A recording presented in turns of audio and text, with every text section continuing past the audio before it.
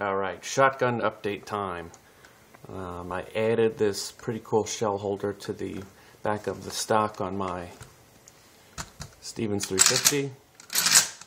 Went on pretty easy. It's made by a company called ATI, and they make a collapsible stock which it also fits on top of with 6 screws. I had to drill the holes, but it came with a paper template, so it made it pretty easy. So you can't really, there and there, see? So, mounting it was pretty easy. I drilled the 4 holes first, then the inner 2, and they said that you can just use the 4 corner screws, and if you feel like it's a little loose or it's not on there that well, you can use the other 2. I decided to use all 6 because they wanted, I forget what drill size it was, but I only had an 1/8 drill bit, which was just a little too big. I mean, it did the job, it mounted it on there really good, but just to be safe, I used all 6. What else? Been shooting a lot of slugs lately,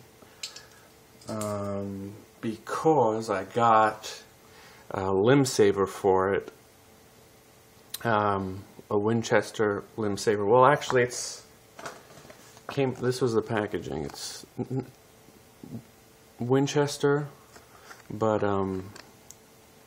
it's licensed to Winchester. Sims Vibration Laboratories is actually the company that makes it. And this is the medium one. They come in small and medium. I don't see a large on here, so I guess just small, medium. They should go big and small, maybe.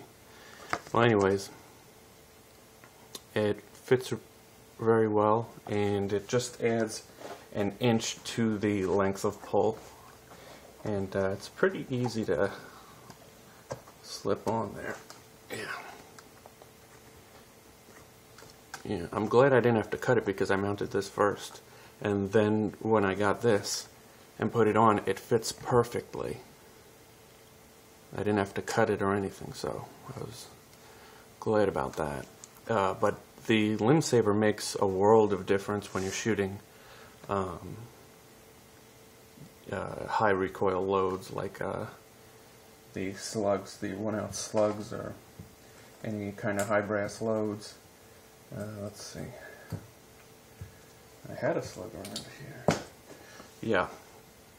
The Super X is what I shoot a lot of because at the Walmart I go to, they have a box of 15 for 10 bucks, or 10 and change, so it's a good win pack, yeah. I guess Winchester's really winning for me. Well, what else did I want to talk about? Yeah. Haven't really had any malfunctions or anything like that, except for when loading some buckshot. After I buy buckshot that I keep in the house, not for shooting, just keeping for just in case, I guess. I always cycle it through the gun to see if it, to see if it loads properly. And one of the boxes I had, let's see, some of them were a little tough to cycle because they were flattened, and the tip was pushing out a little bit, and so it was really hard to get it in. So all I did was cycle it a few times, and that got rid of the problem. I guess you could, put some sandpaper on there, but this one was really tough to get in there, to get in the chamber. I had to really wrench it in there, which shouldn't be an issue, but it was only with one particular box. The other box didn't have this issue, and none of the slugs. Well, because the ends are different on the slugs, so I never had a problem with those. So that's that. The shotgun's been good. I took it out Sunday to shoot. I wanted to shoot 50 yards. You know, I don't really like shooting past 50 yards with a shotgun, but 50 yards was full, so I went to 100 yards, and it turned out that the gun worked very well at 100 yards, better than I thought. The problem was that the front sight, let me see if I can get this into frame here. The front sight post is rounded at the top. The way I aim is that I'll put the fiber optic dot on the bullseye and shoot that way. And I was shooting from a bench, resting on my elbows, and I hit paper every time. You know, I shot you know, between 25 and 30 slugs, let's say, and all of them were on paper, the target being maybe, I really should have measured it or taken a picture or something, but the target was maybe 2.5 by 3.5 feet, something like that. I can't really remember. Next time I go to the range, I'll measure it, or I'll take a picture of it and put it up on the video. But I hit paper with every slug, which I was pretty impressed. I thought I was going to be off a little bit, but the groups weren't really tight, no, but it was on there, which was great. I did hit the frame twice. Well, I guess 1.5 times, because one just glanced it.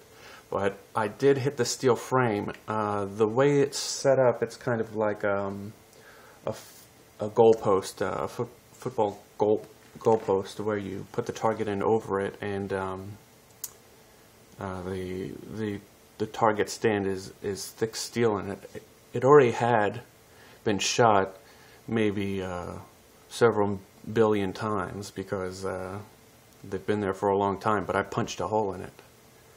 A pretty big hole, and it didn't go out the other side of the frame. It went in there and kind of blew up, but it was an accident, and the other one just glanced it and also kind of blew up. There's a lot of little marks, lead marks on the paper. It looks like there was an explosion, but it knocked a hole right through it. Phew. At 100 yards, so they're packing a lot of energy, the 1-ounce slugs. But next time I go, I'm gonna shoot 50 yards again, and I'll try to take pictures of the targets after I'm done. I don't really like recording video at the range, just because sometimes there's a lot of people there, and I guess they don't want to be filmed, and I try to keep a low profile. But that's basically all I wanted to talk about.